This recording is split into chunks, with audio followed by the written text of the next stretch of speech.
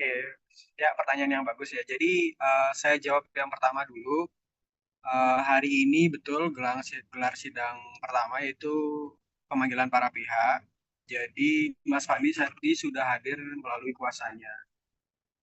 Jadi eh, sidang akan dilanjutkan nanti ada pertemuan kembali secara resmi pelaporan mediasi itu per tanggal 2 September gitu. Cuma nanti minggu depan tanggal 19 ada mediasi lagi antara para pihak. Jadi Pak Dahlia sama Mas Fandinya akan bertemu untuk berbicara.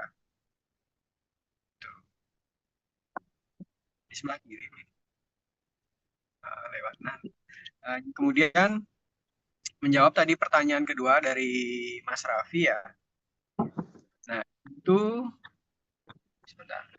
Jadi begini, konsep kompetensi kewenangan istilahnya ya dalam pengadilan itu, khususnya dalam perceraian itu, dia diatur berdasarkan bagaimana perkawinan itu dilangsungkan. Jadi Mbak Dahlia dan Mas Fandi ini dulu perkawinannya dilangsungkan secara muslim. Itu kami berpacu kepada hasil Rakernas Mahkamah Agung tahun 2005. Kebetulan diadakan di Bali dan ada di buku hasil Rakernas itu pada disebutkan bahwa kewenangan itu tidak serta-merta memindahkan kewenangan apabila para pihak itu tidak. Jadi tetap berpacu pada saat bagaimana itu diselenggarakan dilangsungkan. Jadi saat itu Mbak Dahlia dan ini telah menikah secara muslim. Kemudian selang lama sejak perkawinan barulah kita kembali ke agama Mas Fandi Kristi. Oke. Jadi yang bisa saya tangkap teman-teman banyak yang nanyain ya ini cerainya karena apa, cekcoknya dari kapan, masalah dari kapan begitu ya. Yang bisa kami sampaikan adalah begini, mengenai materi atau pokok perceraian itu sendiri sebenarnya tidak boleh kami share selaku pengacara karena itu sidang tertutup. Tapi yang boleh saya sampaikan adalah Mbak Dahlia itu itu pertama ketemu di tahun 2023. Ketemu di Bali, Mbak Dahlia sudah tinggal di Bali saat itu. Ketemu sekitar pertengahan tahun di bulan Juni atau Juli, saya lupa itu. Kemudian Mbak Dahlia konsultasi dengan saya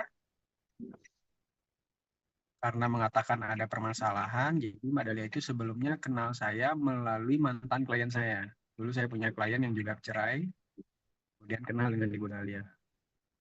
Nah, dari hasil konsultasi 2023 itu, akhirnya Mbak Dahlia juga memutuskan untuk membatalkan gugatan, tetap mempertahankan gugatan. Kemudian kembali lagi menghubungi saya itu di Agustus tahun lalu, 2024. Menghubungi saya kembali, mengatakan ada permasalahan. Saya berikan nasihat hukum kembali. Eh, saya mengatakan Mbak Dahlia bisa mengambil langkah A, B, C. Kemudian akhirnya Mbak Dahlia memutuskan untuk pulang ke Bandung saat itu. Bertemu dengan keluarganya Mbak Dahlia. Dan akhirnya disusul oleh Mas Fandi. Dan berujung perdamaian pada saat itu. Kemudian sekitar awal tahun 2025 ini kembali Mbak Dahlia saya kami saya minta pendapat lagi, konsultasi lagi, dan pada akhirnya di bulan Mei kami bertemu dan Mbak Dahlia memantapkan diri untuk mengajukan perceraian. Jadi sebenarnya permasalahannya panjang gitu. Ada beberapa permasalahan yang timbul di awal pernikahan, sampai pertengahan, sampai ada isu-isu kemarin gitu. Jadi ketemu saya juga di 2023 secara resmi untuk konsultasi. Itu sih yang bisa kami sampaikan. Mungkin ada pertanyaan lain lagi dari teman-teman? Nah, untuk sekarang masih tinggal satu rumah atau sudah seperti apa, Bang? Atau gimana untuk sekarang? Komunikasinya gitu antara Mbak Saat ini mereka Dahlia sudah dan pisah Fandi rumah. Kristianto. Hmm. Saat ini mereka sudah pisah rumah. Di bulan Mei itu sudah pisah rumah dan berbulan-bulan sebelumnya sudah pisah ranjang. Gitu. Jadi pisah rumah itu Mbak Dahlia saat ini tinggal di beda kecamatan sih ya dengan Mas Fandi. Mas Fandi kan di Ungasan ya.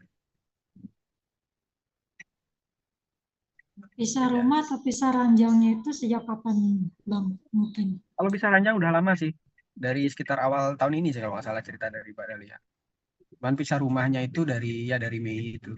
Dalianya pergi kabur, ada jadi permasalahan yang sudah tidak mampu ditahan oleh Ibu Dahlia.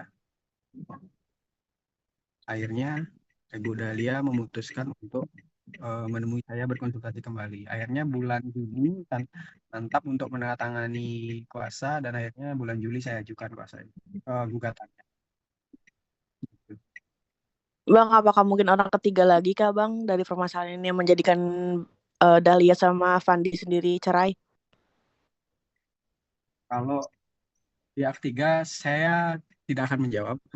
Sebenarnya mungkin teman-teman akan lebih tahu tentang hal itu karena kembali lagi itu masuk ke pokok perkara. Recording in progress. Jadi mungkin bisa dihargai, itu juga etika profesi saya. Di situ ada namanya sidang tertutup umum karena ini kasus kepercayaan. Jadi itu kembali mungkin kalau mau nanyakan bisa langsung ke Mas Fandi, bisa ke Mbak Dalianya, itu bebas kalau mereka yang berbicara.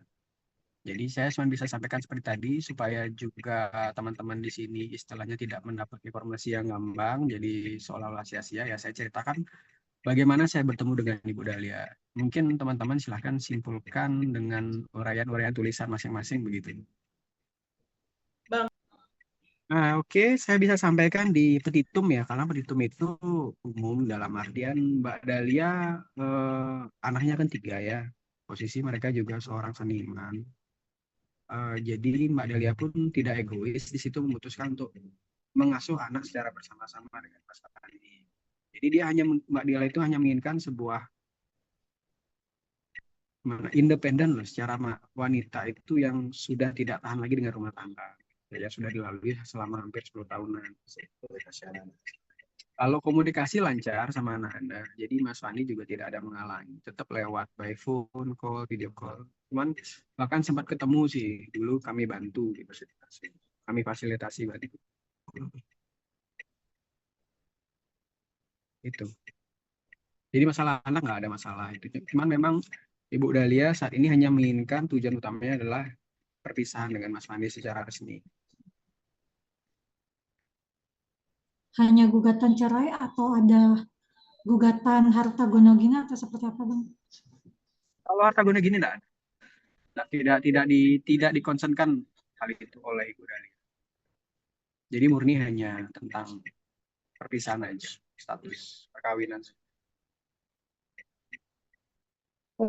Hak asuh anak seperti apa, Bang? Seperti tadi saya bilang, hak asuh anak Ibu Dahlia menginginkan diasuh secara bersama-sama oleh penggugat dan tergugat. Oh, oke. Berarti tidak ada ini ya, maksudnya tidak ada keributan di situ ya, tidak ada maksudnya tarik-tarikan anak gitu ya, Bang? Betul. Jadi ini juga hasil konsultasi dan itu adalah kebijakan Ibu Dahlia secara dia ingin mutual consent dan co-parenting dengan Mas Fandinya. Gitu. Untuk sidang pertama ini dihadiri kedua belah pihak atau seperti apa, Bang?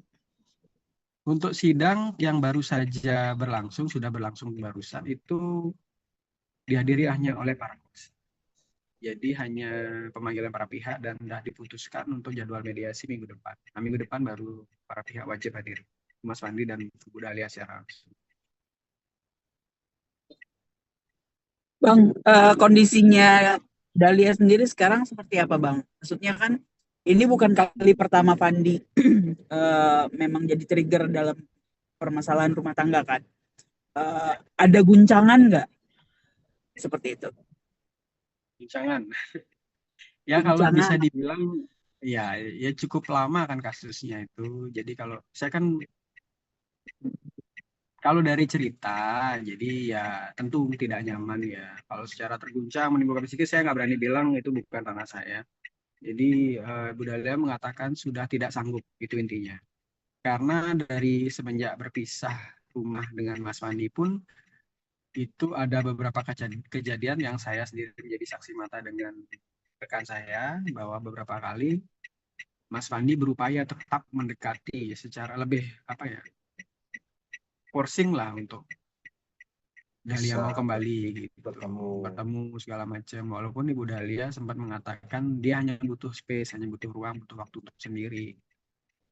karena Mas Fandi juga mungkin ya secara manusiawi laki-laki belum mau berpisah dengan istrinya, dia tetap memaksa. Akhirnya Bu Dahlia merasa tidak sanggup, akhirnya konsisten mengajukan gugatan.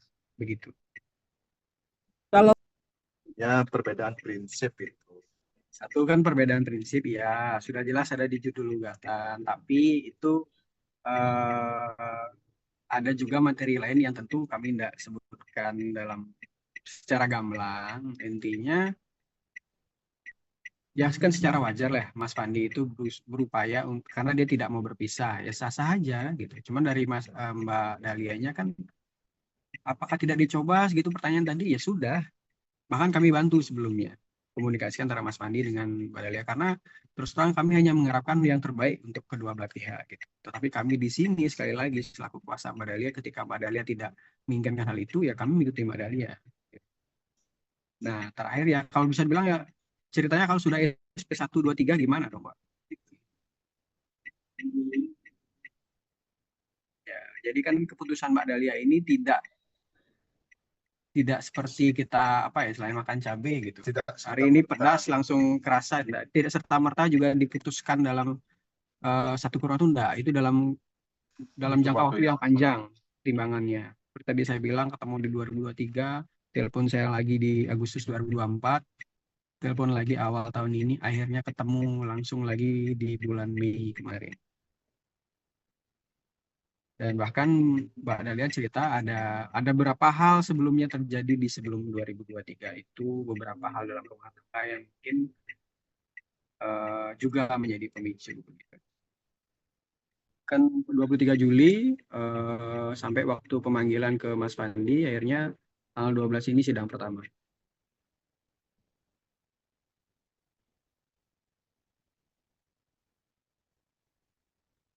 Itu realnya sih sampai saat ini mereka tidak ada bercerita apapun, karena mereka kan anak-anaknya masih di bawah umur semua.